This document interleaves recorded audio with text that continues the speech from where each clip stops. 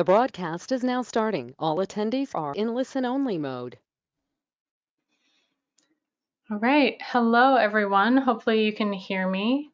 Welcome to our December SPR webinar. My name is Natalie Potschmidt, and I'm going to be the coordinator for today's talk. And before I give the floor over to today's presenters, I'm just going to point out some tools for those of you who might be unfamiliar with GoToWebinar. So for attendees, throughout the talk, you should see a little a questions tab on your GoToWebinar dashboard or control panel. So if you expand the questions tab while our presenters are giving their talk, feel free to type questions into that box, and I'll be able to see those and kind of read them out loud at the end of the presentation.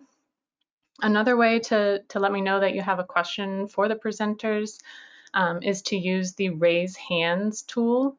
So each of you should see either next to your name or in a small little pop-out window on your dashboard, a small icon that looks like a raised hand.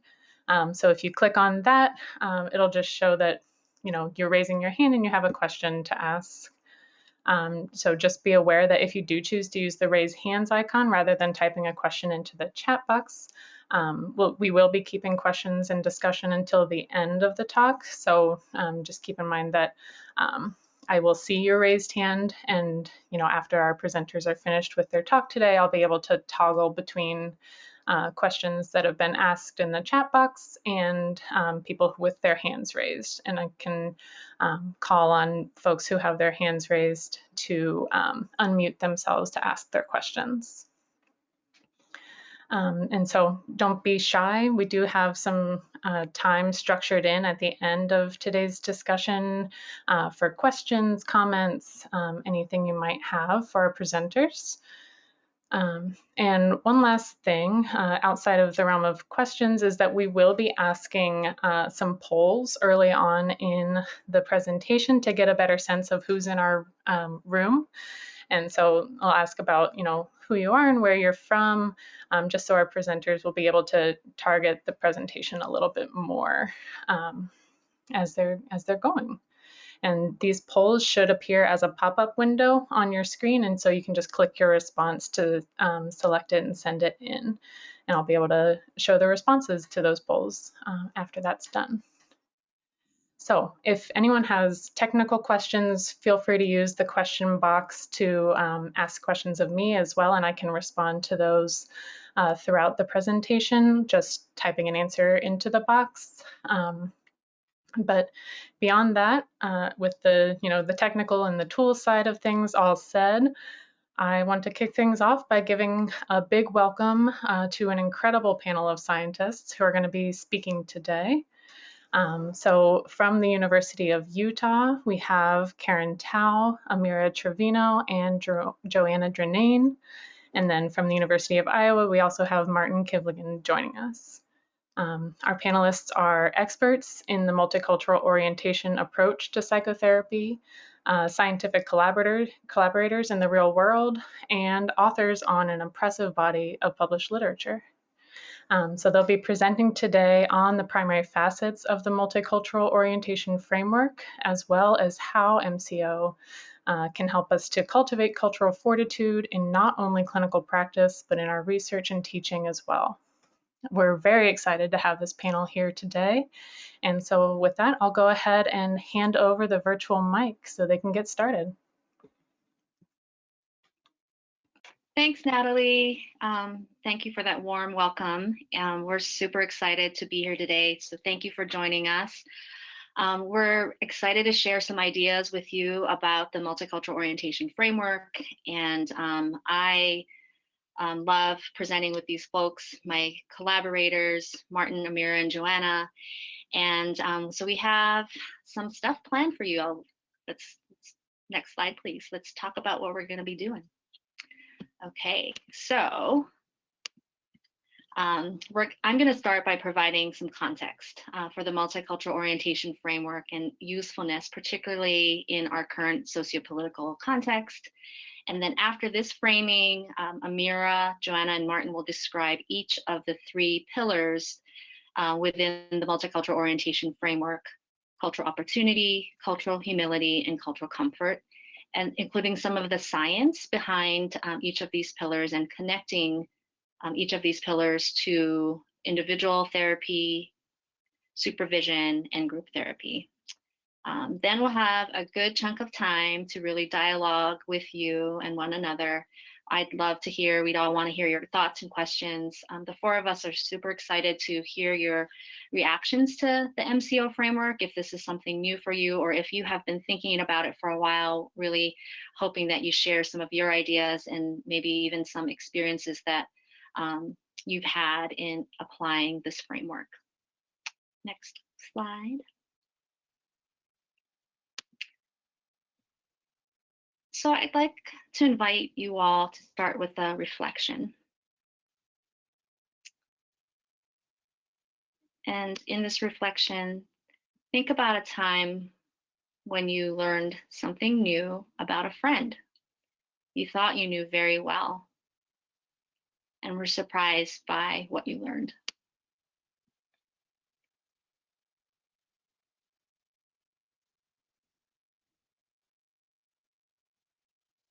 How did it feel to learn this new piece of information? How did it influence your subsequent interactions, or perhaps even change your relationship with this friend?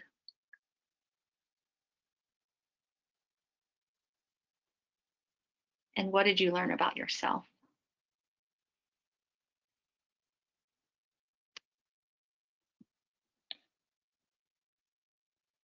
So I'd like you to think about this particular relationship as we talk about the MCO framework.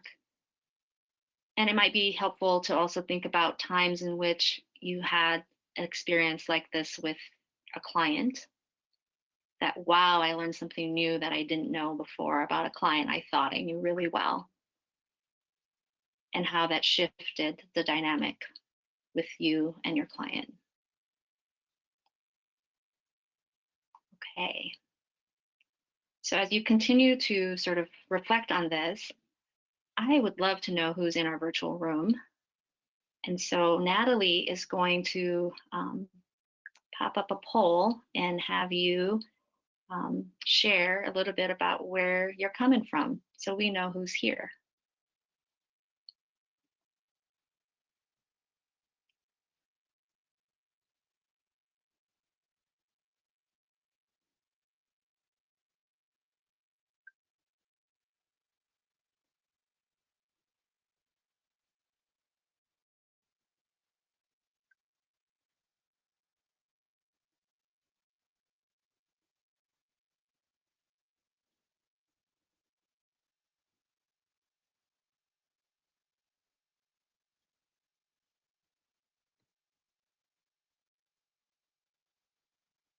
Okay, awesome.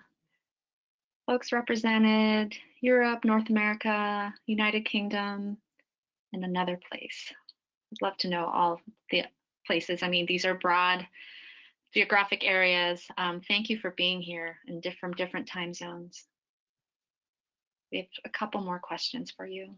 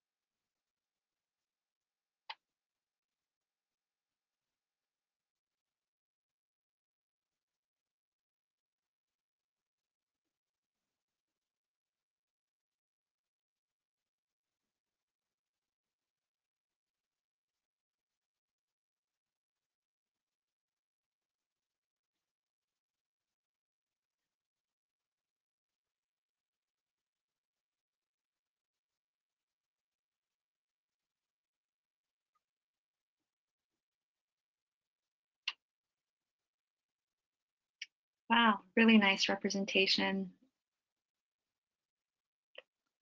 practicing clinicians, researchers, grad students, faculty member, and another role. Wonderful. Thank you.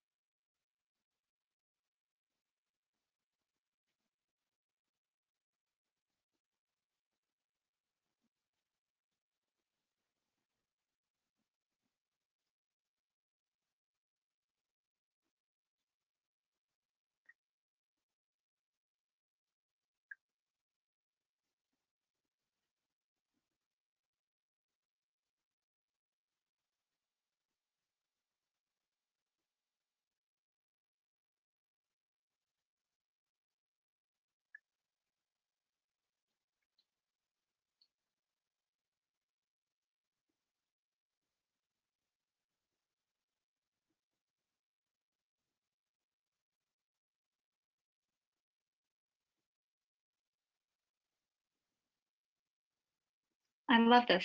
We have a wide range of folks. Thanks to those who have never heard of it for giving us a chance and to learn about it. And you've heard of it, but don't really know what it means. Good understanding of MCO. Wonderful. I think that we have a little something for all of you, and some of you who have practiced MCO in your own work. Hopefully, we'll be able to give you a good foundation of what it is and expand your understanding. And we have one last question.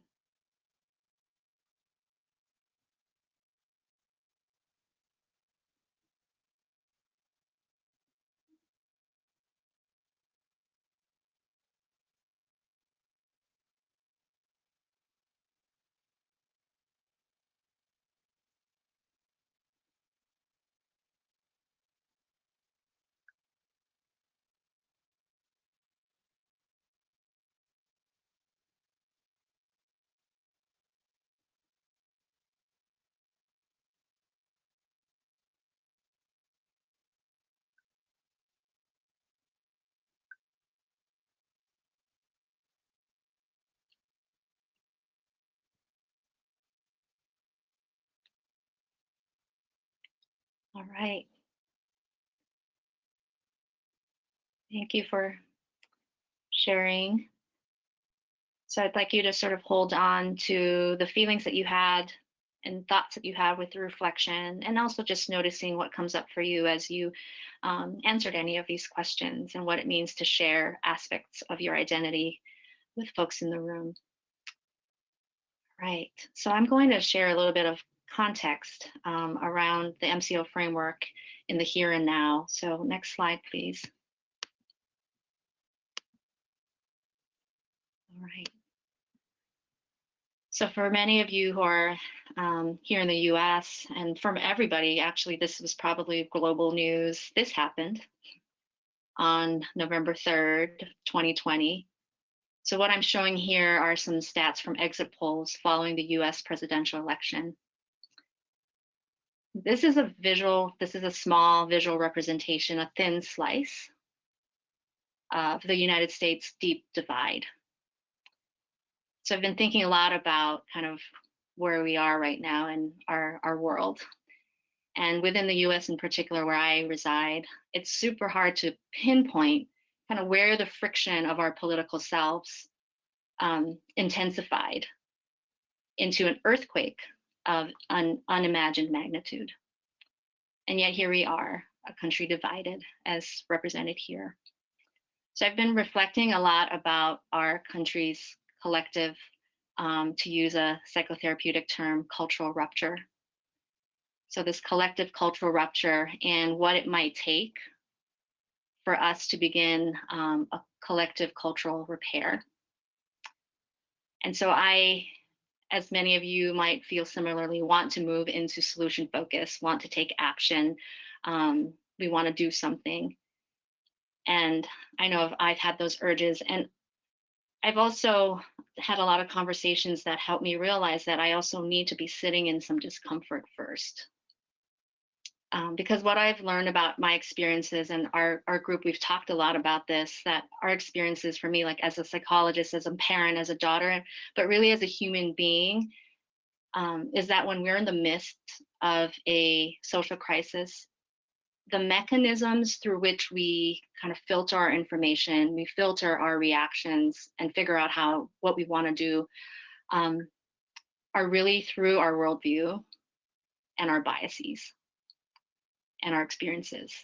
And so when we respond quickly through this mechanism, we miss fully recognizing that people are not monolithic. So racial identity does not define political identity, as we can see through this graphic. Political identity does not encapsulate religious identity, and so on and so forth. So what does this mean in a psychotherapy context? My take on it is that therapy is political, and with every interaction and inaction, we are recapitulating a larger social dynamic. Okay, next slide.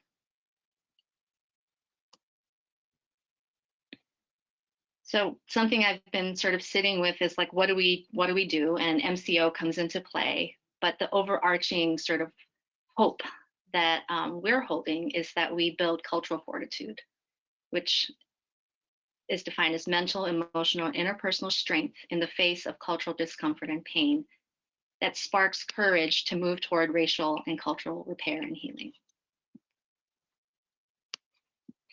And so MCO, I hope, the next slide please, is one particular tool. Many of you are familiar with multicultural competence, and I grew up learning about multicultural competence, and specifically the tripartite model developed by Daryl Wing-Sue and colleagues. And the MCC model centers three aspects of competencies: the therapist development of knowledge, of how to work with culturally diverse other clients, culturally relevant skills or interventions, and awareness of the biases and stereotypes that therapists might hold toward marginalized groups or similar groups. And the development of MCO, multicultural orientation, is rooted in Sue's model and offers another layer to multicultural counseling by centering a therapist's way of being, how we are in the room. Next slide.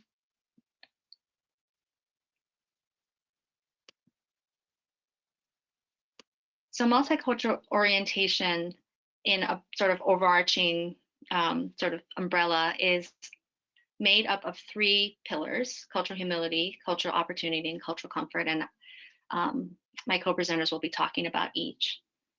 But broadly, the aim of multicultural orientation is to create a healing context where clients can come into the room and express their full cultural selves. It is also about tapping into not just our cognitive sort of responses to things, but our behavioral, our affective, our relational, and somatic. Another component is making the cultural implicit explicit. So naming what's happening in the room, naming the cultural dynamic that might be going on. Considering the frame, which is that we all have frames through which we look through and understand a client's perspective or another person's perspective. And so recognizing how that frame limits us from knowing the full picture. And finally, this notion of staying present. So really borrowing from meditation and mindfulness practices that help us stay in the room with the client. So next, Amira will be sharing about cultural opportunity. Yes, thanks, Karen. And while I'm sad that I can't see all of you that are here today, thank you for coming. My name is Amira, and I am a graduate student. And so talking about cultural opportunities, I'd like to start with this infographic that shows, that we are all multicultural beings. And I wanted to start here because if we think about who we are and all of the different cultural factors that have impacted the way that we navigate our lives, we can see, just how complex we are and just how complex our clients are and how these different opportunities to explore these different pieces of our clients are just kind of everywhere. And so, Joe, could you go on to the next slide? Thank you. And so when we think about cultural opportunities, they're really these openings where we get to explore these different pieces of our clients to better understand them and see them in their wholeness. And so I have a couple of quotes here for you all. One being, cultural opportunities are the moments within a session when there is an opening to directly attend a client's cultural identity. And so one of the, probably one of the aspects of cultural opportunities that's more leaning towards an art is that when we have these cultural conversations, you know, it's got to flow, it's got to feel natural, and kind of follows the trajectory of where you're going.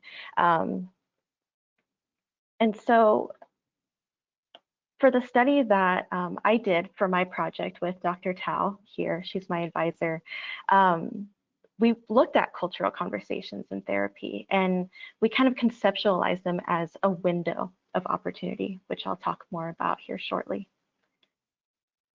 Could you go on to the next slide? Thanks. And so what do we know about cultural opportunities so far? Well, when we look at the research, we know that clients want to talk about cultural identities. You know, there's been a study that shows that for clients who reported having more cultural conversations with their therapists, they also tended to have better treatment outcomes.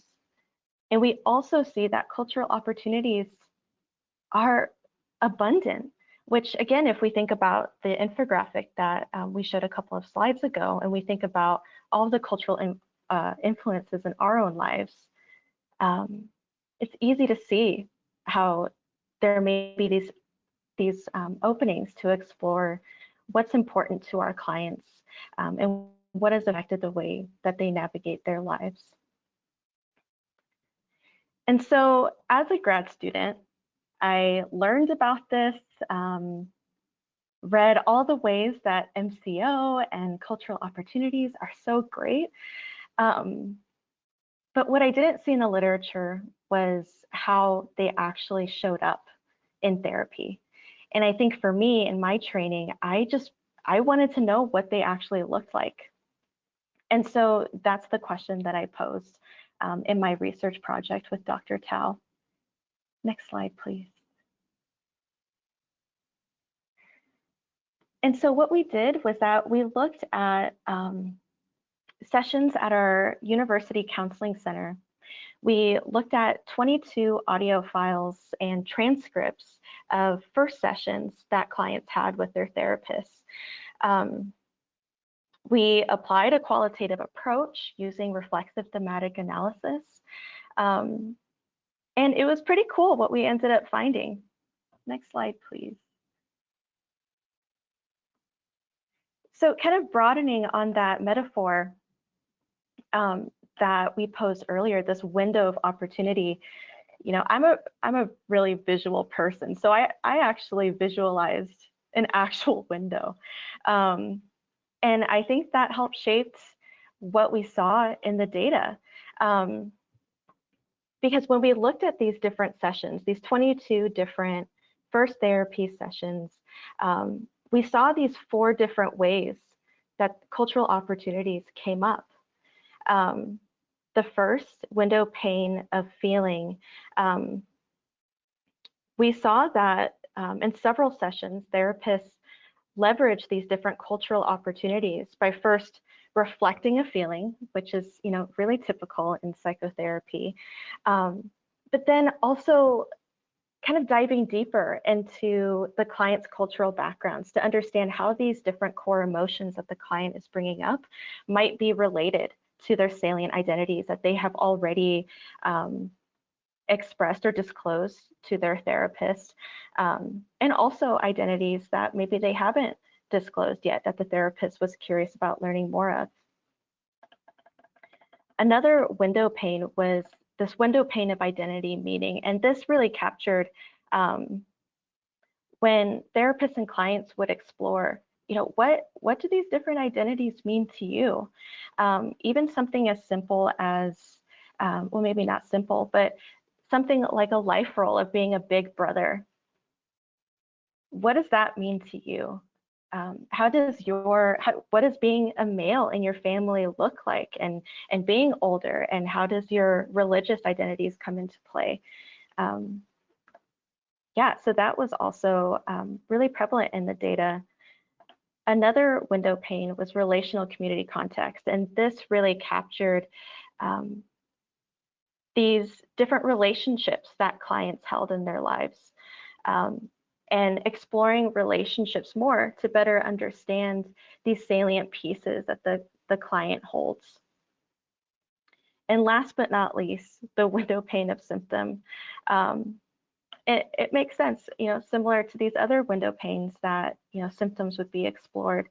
But we saw these as also an opportunity to explore these different pieces of a client's background, whether that was through the history, when these symptoms showed up for the client, who were they with, what different, fears or thoughts came up for them that exacerbated those symptoms.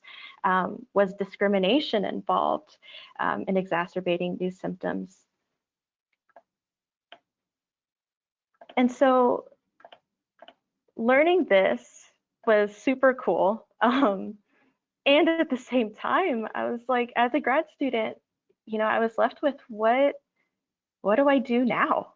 How do I apply this in my training, in seeing clients? And so one of the things that I thought of was my MC course, my multicultural course, multicultural counseling course, excuse me, and thinking about the different exercises that we did there.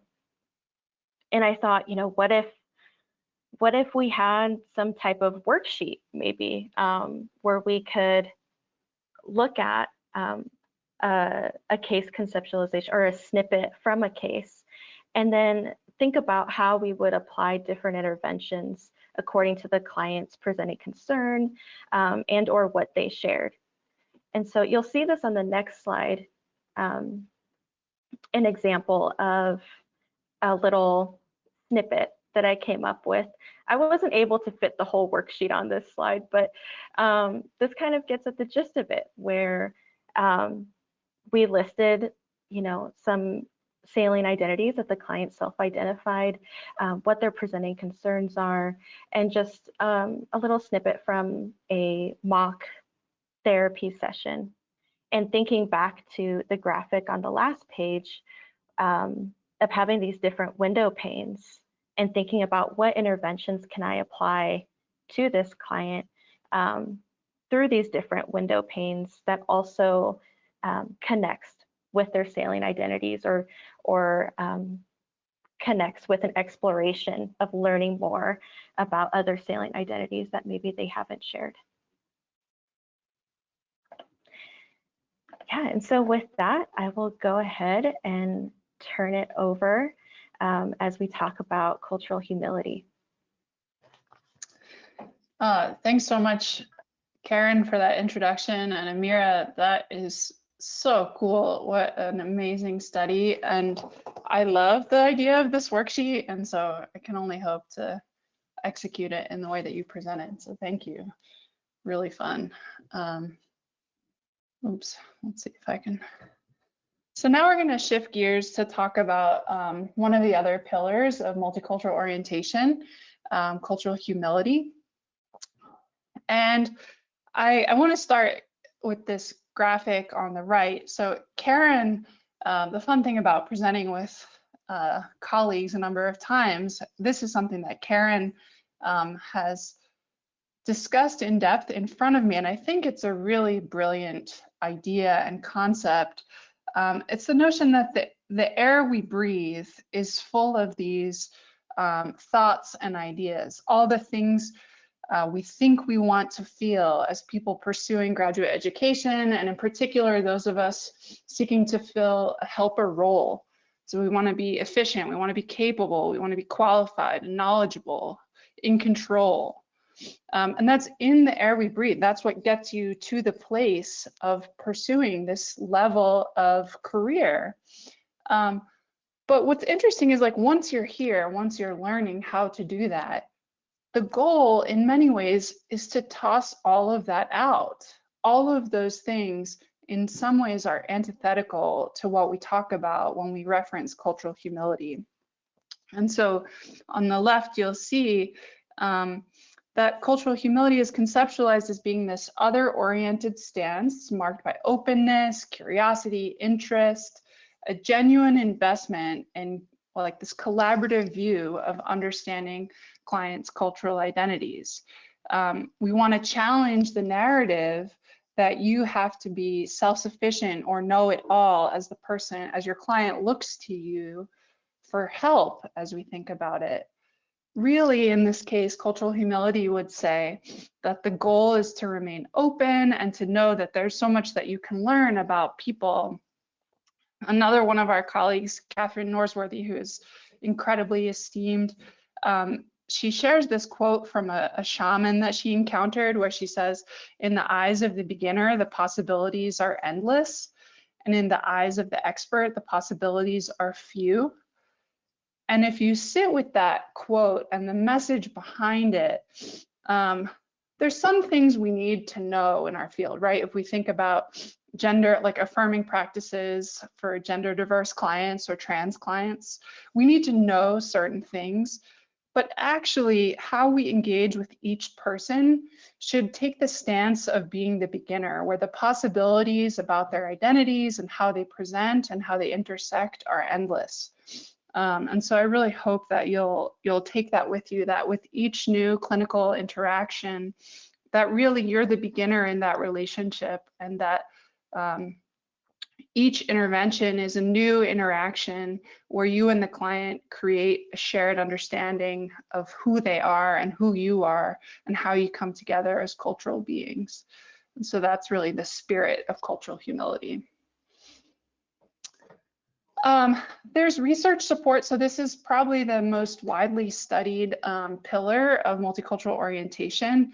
And I can't totally see my slide here, but basically there are a number of studies looking at cultural humility and its association with therapy outcomes.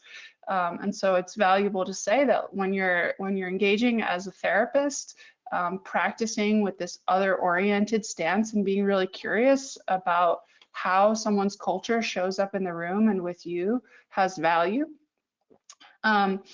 Cultural humility has support in these two initial cross-sectional studies and now others.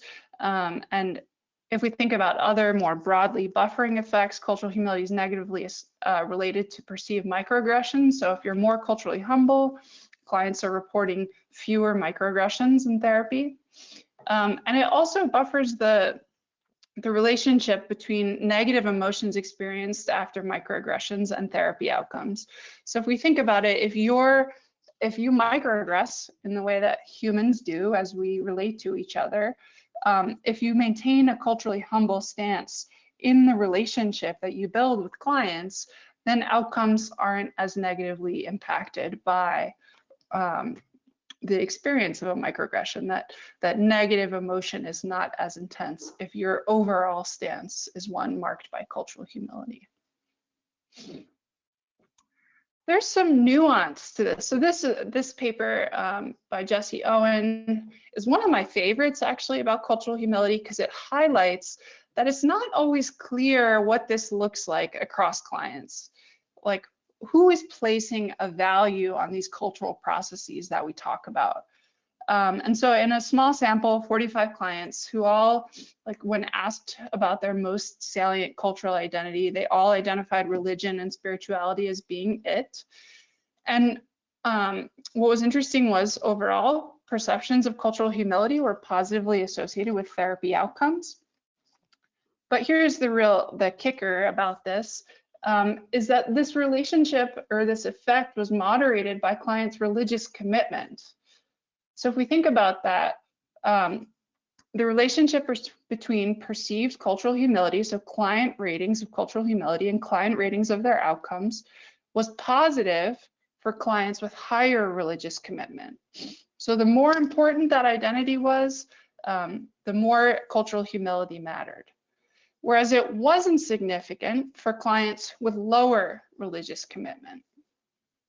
So there's something to this, right? That it's not just about only being culturally humble, but that it's about knowing and being able to employ that around times and identities that clients value. And part of that is this overarching humility stance that we can lean into coming to know what matters for our given clients. But what's particularly interesting is that for some clients, it just might not matter as much. But if you show up as with cultural humility in mind, then overall we see that the effects for therapy outcomes are better. But just some interesting nuance in how this actually comes to be.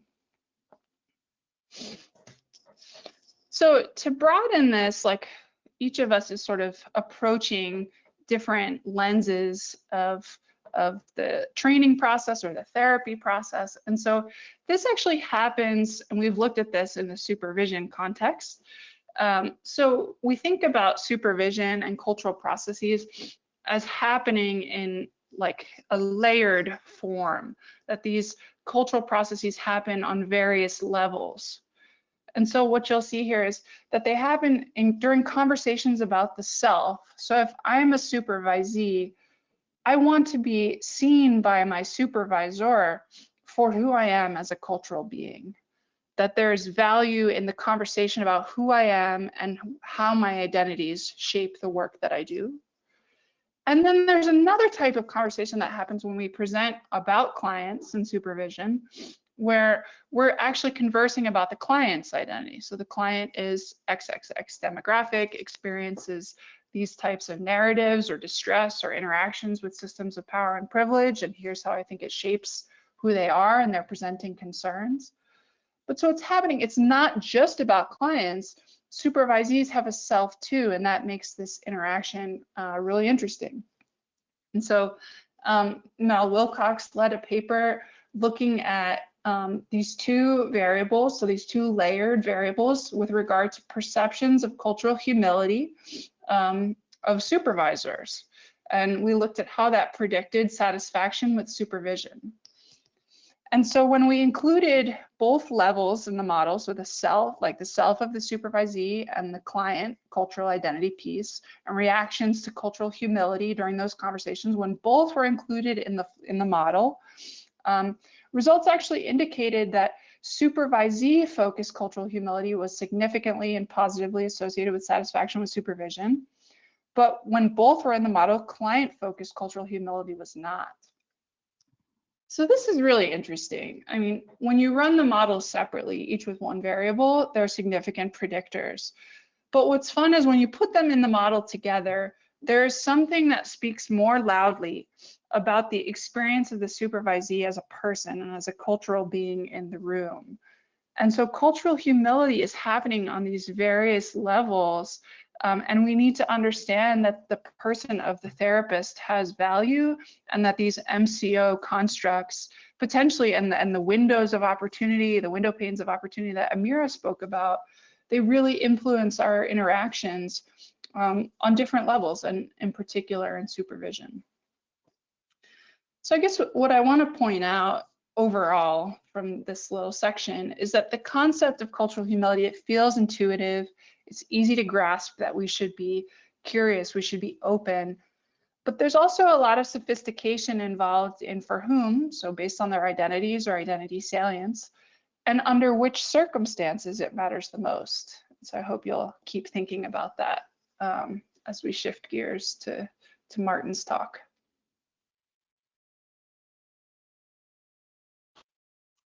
Thanks, Joe.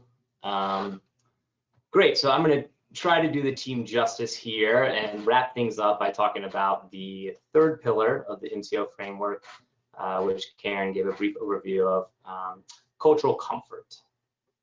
So I'm going to largely focus on, and first here present what do we mean by cultural comfort? What might this look like?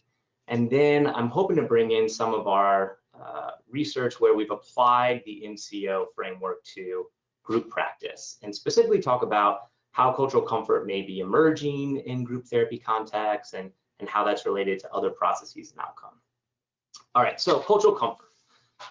How we've defined cultural comfort is the perceived ease or this sense of fluidity with which therapists participate or engage conversations of culture, right? And so the converse of that, cultural discomfort, is maybe this sense of nervousness or defensiveness or unease in conversations where the client brings in elements of their cultural identity or cultural experiences, or where we are initiating conversations around cultural dynamics, whether it's within the therapeutic relationship or outside of it. Some affective and behavioral components that may kind of clue us into our level of cultural comfort or discomfort is maybe a sense of being at ease, non-defensiveness, feeling calm to relax. I think of it often too as maybe the sense of flow, when I'm feeling really comfortable, engaged, present moment, centered. I'm kind of flowing, in that moment. And there are many, many moments where I don't experience that flow, and I can feel it in my chest. I can feel a shortness of breath, a tightness, right? And so those are all behavioral affective cues that really help us gain insight into our level of cultural comfort. If we look at the research, cultural comfort hasn't been studied as extensively as cultural humility, as Joe pointed out so nicely. But there are some really interesting studies, and one that I'll just point to real quickly is a study that Jesse Owen and the rest of the team collaborated on, where they looked at therapist cultural comfort in predicting within therapist caseload disparities.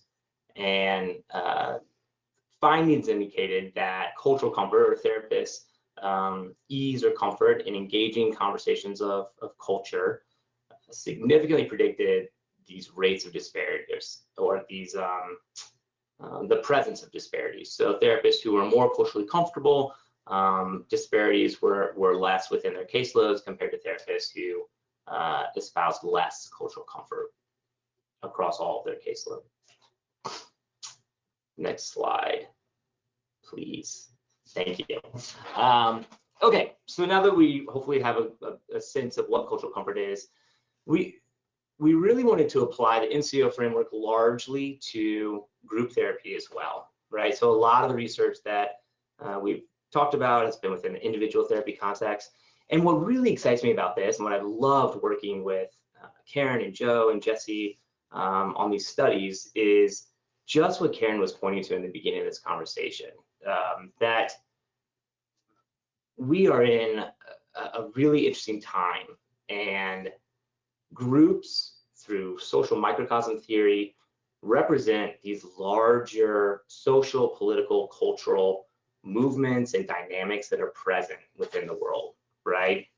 And so we wanted to be able to develop or adapt the measure to assess at the group level members' perceptions of the group's multicultural orientation.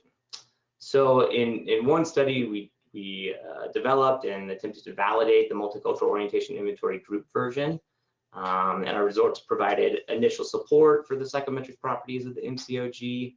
And we found that similarly within groups, when clients perceive their group to be high in cultural humility and high in cultural opportunities, they perceived greater improvement in group therapy, as well as higher levels of group cohesion. Interestingly, in this study, there was not a significant relationship between cultural comfort and group members' processes or outcomes. So we wanted to explore that a little bit more. And so if we go to the next slide, a follow-up study that we conducted to try to revisit, how does cultural comfort emerge in groups and how might it impact processes and outcomes? We reanalyzed the data and really tried to frame it within a fragility framework. And so how we tried to frame and position this paper is that Privileged fragility, white fragility, is on the flip side of the coin of cultural comfort, right? And the cultural comfort might not impact all members of a group the same way. As Amira pointed out, we're all multicultural beings and we all bring different socialized experiences based on those various cultural identities that we hold. And so specifically when we look at race and ethnicity, we theorized that the socialization processes that white individuals experience compared to people of color would greatly impact perceptions of cultural comfort and the impact that cultural comfort has on improvement in therapy and another variable, cultural concealment. And so we hypothesized that racial ethnic minority status would moderate the association between cultural comfort and clients' concealment improvement. And that's what we found, is that REM status did significantly moderate it. And interestingly, what we find is that for clients of color in therapy groups, the relationship between cultural comfort and their improvement was significant and pretty strong, in that in groups that they perceived to be more culturally comfortable, they perceived greater improvement. And in groups that they perceived to be more culturally comfortable, they also reported less cultural concealment, that they were able to bring more of their full cultural selves and experiences into those spaces. And really interestingly, for white members, though neither of those relationships were significant. So based on our own socialization as white individuals, we don't talk about race or culture that much. From a privileged standpoint, we've been socialized to not engage in those conversations. And so when we do, oftentimes it's from a place of discomfort, which from a fragility framework then perpetuates this status quo. Because when we think about cultural comfort, one thing that I try to bring into the conversation is we can borrow from experiential avoidance, and oftentimes cultural comfort does just that. When we feel uncomfortable, when we feel scared, fearful, anxious, we avoid. And when it's within the context of culture, we avoid those conversations. And when we avoid, as Karen pointed out, or when there's inaction, we perpetuate these larger systems of oppression and reinforce these systems of power that are in place. So I'll be the first to admit, we're scratching the surface here. There's a lot of work that still needs to be done. But I think that applying the MCO to a group context is really helpful for us to understand the nuanced nature of multicultural groups. So Joe, if you go to the next and final slide, kind of wrapping up my talk around cultural comfort, what are the implications? What does this mean, right? And I say implications for group practice, but I think that this is relevant for individual practice as well. And so based on these two studies, and particularly the second study, we encourage group leaders to identify and approach these moments of cultural discomfort. And it's important in these moments to really discern, when group members and ourselves are avoiding a charged topic due to discomfort, and what's really happening here. And then really being able to figure out, how do we move forward, and really being mindful of our own discomfort and what behaviors that discomfort is driving. I know for myself, when I am uncomfortable, I'm feeling discomfort in a moment, I have been socialized to take control. So I will monopolize the space. I will take up everything I can to help to stabilize myself and deal with that discomfort.